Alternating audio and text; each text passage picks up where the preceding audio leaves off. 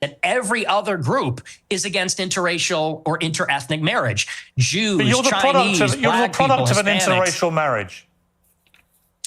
Yeah, I mean, that's debatable. Not Let's really. say for the sake of argument, sure. No, you're the product of an interracial marriage, and your father is part Mexican.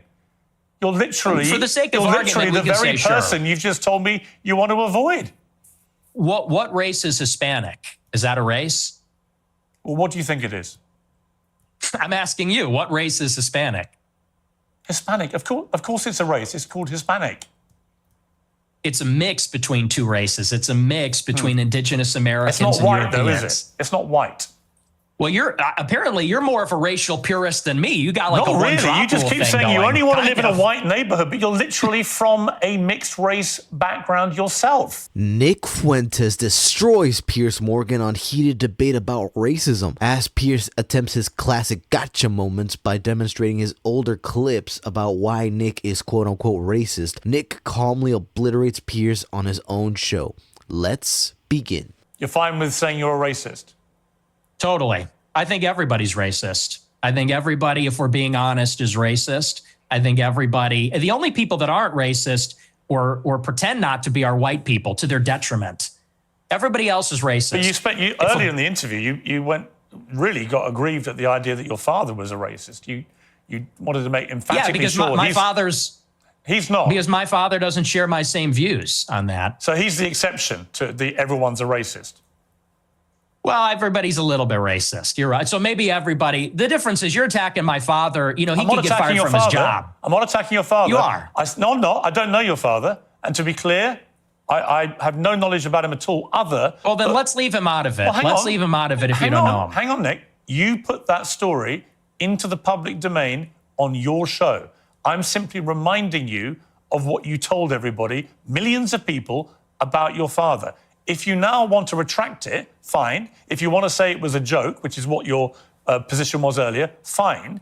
But I'm allowed to put to you things you've said publicly. That's not unfair. That's not me targeting your father. You put that story about him out there. You know what you're doing. You know what you're doing. I'm asking you about a pretty shocking anecdote, which to me looked like you were saying your father made decisions about where you as a family would eat based on skin color of people who worked at these places. If you say, or use them, if you say that is not what you meant, that's fine. You can respond any way you like. But the idea I can't ask you about it without you saying I'm attacking your father is ridiculous.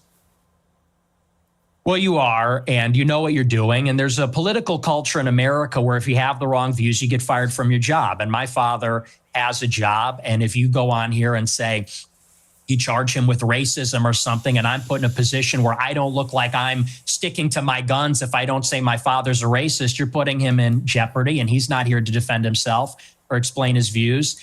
And it's very low, and I think you know exactly what you're doing, and people can see what you're doing. I'll defend my views, and I think that, so let's leave him out of it. Let's just not talk about my father because my father isn't here. I'm here. Okay, well, I'll then do you accept that you shouldn't talk? I'll defend the anecdote. Listen, that's fine. But then do you accept you shouldn't talk about your father on your show?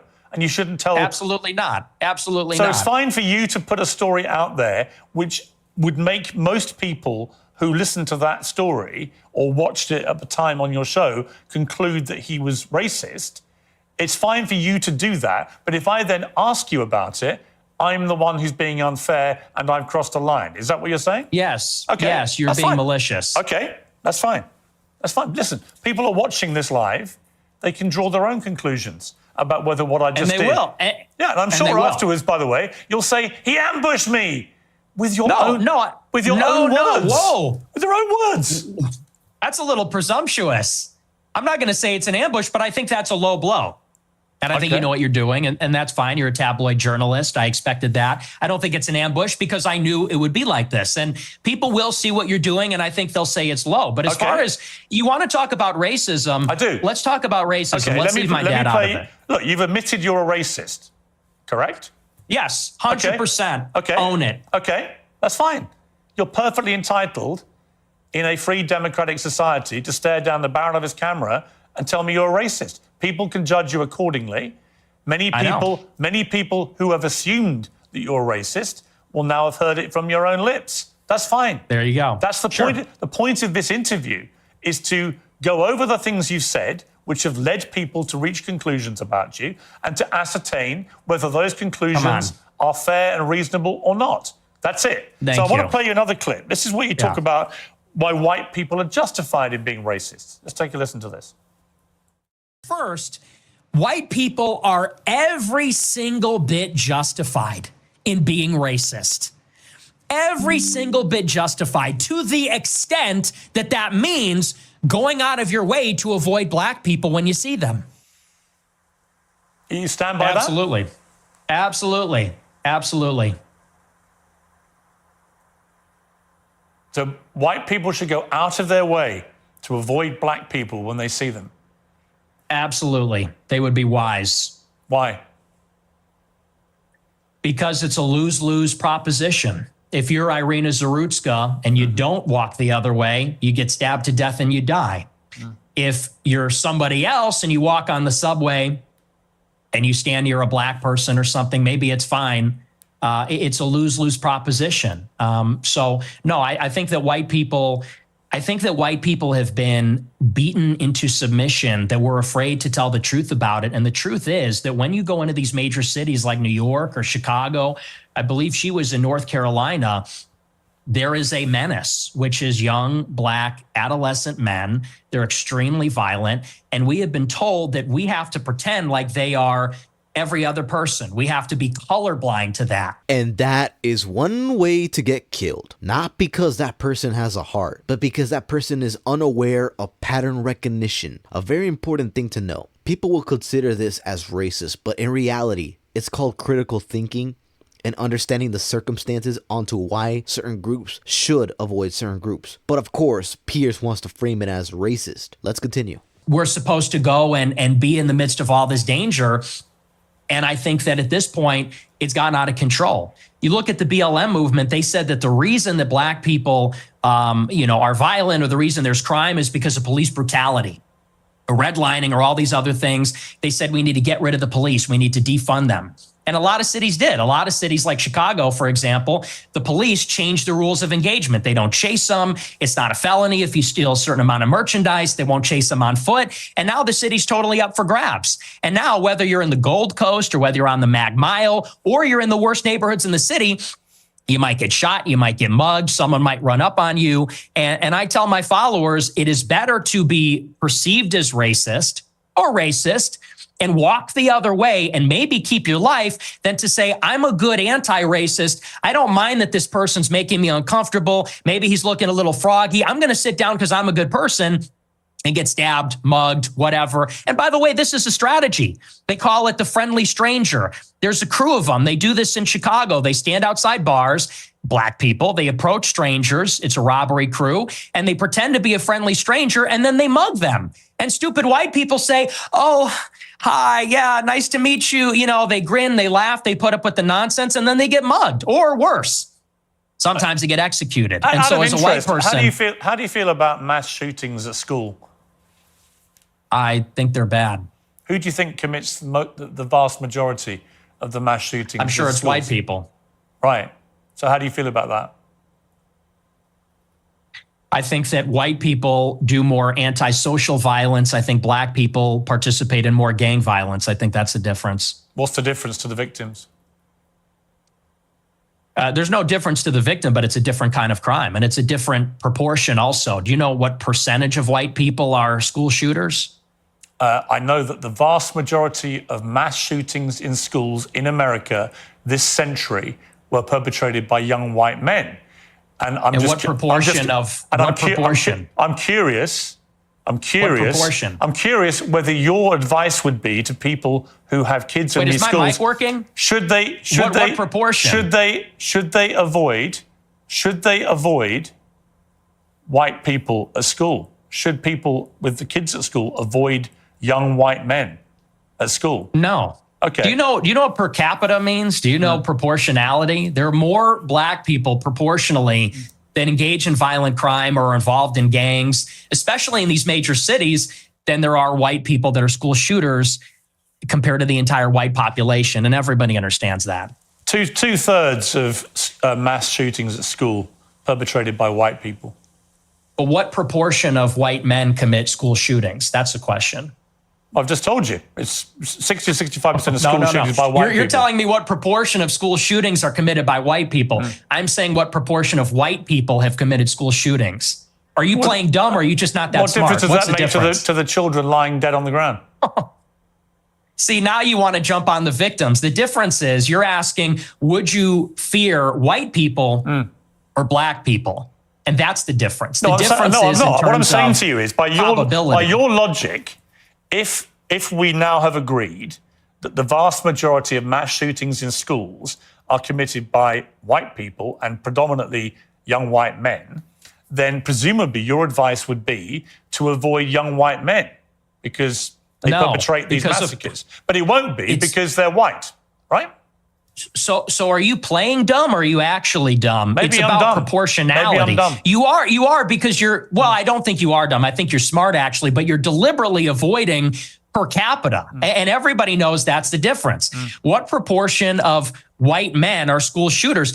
It's probably 0.00001%. What proportion of black men have committed violent crimes?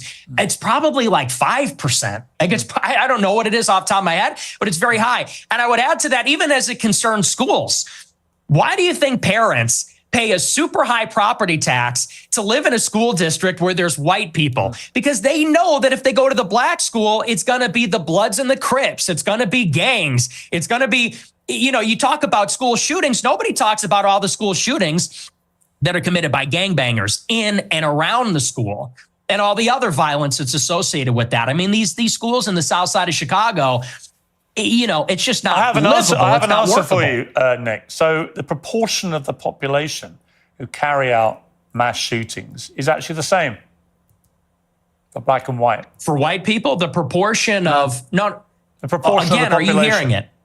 No. See, I think the trouble with your statistics is a lot of them don't bear much scrutiny. We have a bunch of fact checkers checking all this in real time because you do have a tendency to just come out with a lot of old baloney.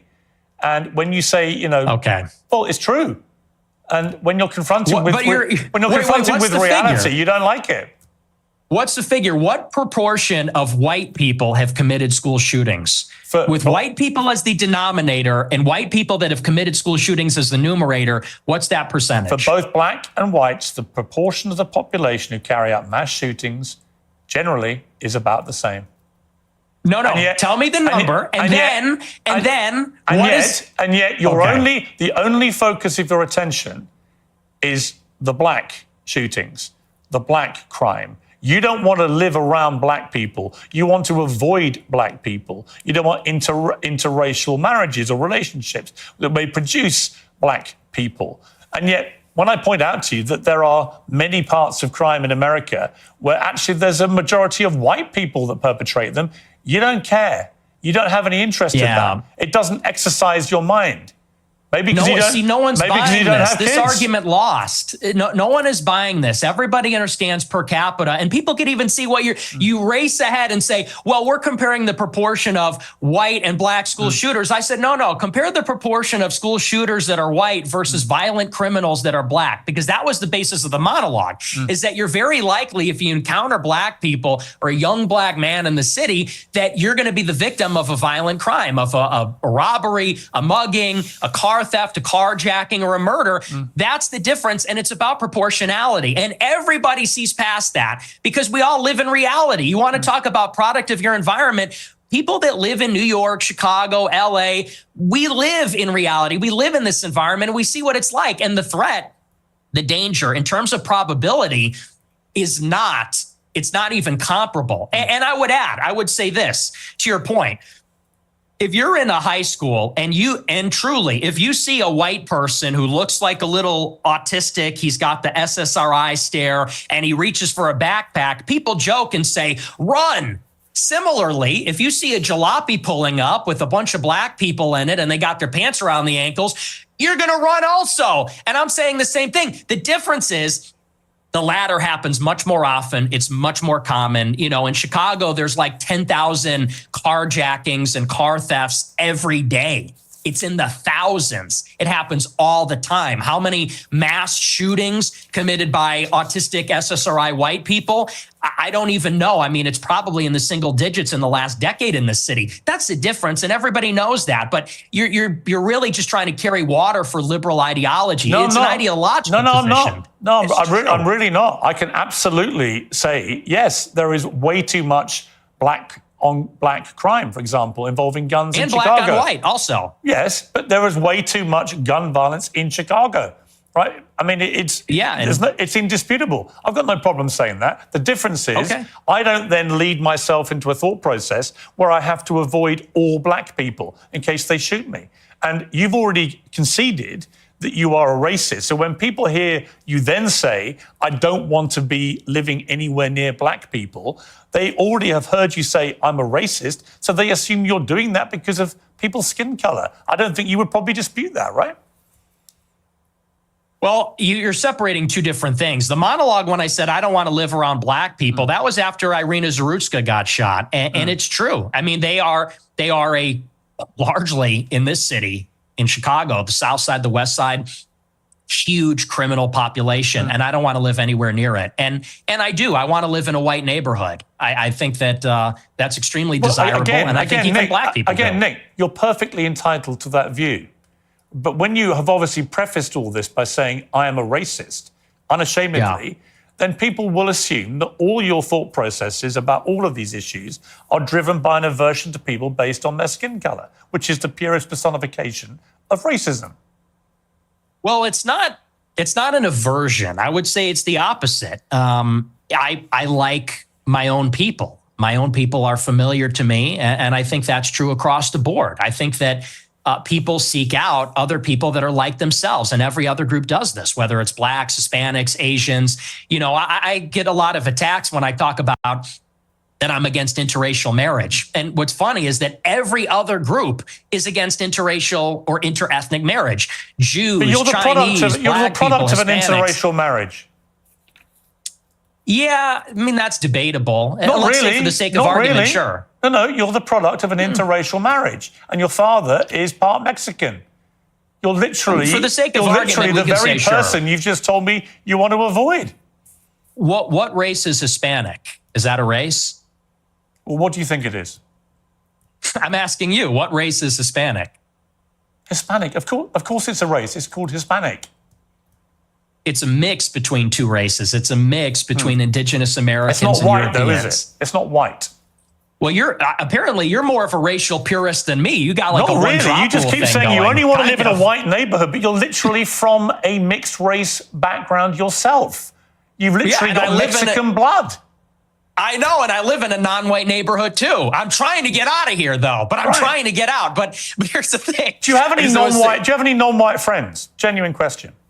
Most of my friends are non-white. Most of my friends are not, and non-white people love my show. How many are black? The honesty. How many of your friends are black? Many of them, like at least a dozen. Wow. Ye being one who you know, Sneeko being another who you also know. Yeah. So how do they feel when you say you just want to be away from any black people, walk away from them? Well, you know what Ye told me? I'll tell you verbatim what he said. That it doesn't come from a place of, and you use the word aversion. That's the first thing I'll actually dispute. Okay. It's not an aversion on the basis of skin color, because that would seem to suggest it's like a stubborn, irrational bigotry. I don't consider myself a bigot. I consider myself a racial realist. I'm realistic about how the races are, and I speak provocatively about it. And I speak provocatively about our tribalistic instincts and tendencies as human beings. And I'm not a liberal ideologue that says that over time and with enough education, we're all going to see this great brotherhood where we're colorblind and everybody's the same. You know, I don't think that's ever going away. I think that race is real. It's not just skin deep. It matters to us and it matters to each other. And black people know that, and Hispanics know that, and Asians know that, and people like me that have partial Mexican ancestry, we know that too. And I think on that basis, we can have mutual respect and understanding, not aversion based on skin color. The reason I use the word aversion is you literally said that you should walk the other way if you see black people. That is an aversion to black people based on their skin color. No, that's called economy of information. That's economy of information. That's safety. And I said in the same monologue, if you watch it, it's like, I feel sorry. The problem is you clip the 10 seconds. I don't know if you watched the whole show, but in that monologue, I said, most black people are not violent or criminals. I said, and it's unfortunate that we're going to offend them when we turn and walk the other way. I said, but the problem is we don't know. We can't tell. And someone like Irina Zarutska, she sat down in front of a black man with her headphones in and wasn't paying attention because she was being a good liberal and said, I'm not uncomfortable by this. I'm progressive. Then she got stabbed in the neck. And I said, it's unfortunate that you would have to sit behind the black man to be safe. And if he's not violent or schizophrenic, he might be offended by that. I said, but I would rather offend him how many deranged than die. See, it's one thing if you're an actual racist with zero justification, and it's another thing if you're racist due to the current circumstances and pattern recognition, giving you leverage on how to deal with situations in the future. Now, don't mistake me for this, but I am not justifying racism or encouraging it to anyone. However, as rough as that may sound, Nick Fuentes has a point. Why gamble your life away to claim you're a good person when you could be a good person and not gamble your life away? Piers failed yet again with a gotcha moment, and it shows that he came here with an agenda. Thank you all for watching. If you enjoyed this video, don't forget to subscribe, like the video, and comment down below. We'll see you in the next one.